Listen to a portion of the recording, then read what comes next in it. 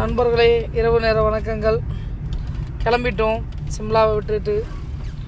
இங்கே நல்லா சரி பனி.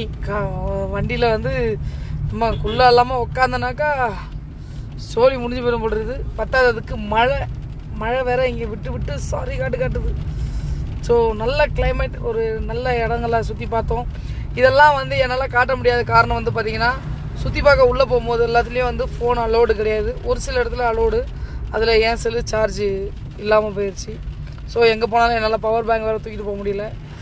அதனால் ஃபுல்லாக சுற்றி பார்த்தேன், எல்லா இடத்துலையும் ஃபோட்டோ எடுத்துக்கிட்டேன். ஸோ இங்கே வந்த இடத்துல இந்த கிளைமேட் என் மகளுக்கு செட் ஆகலை, 2 மகளுக்கும் செட் ஆகலை. ஸோ அதனால தான் நைட்டோட நைட்டாக கிளம்புறோம்.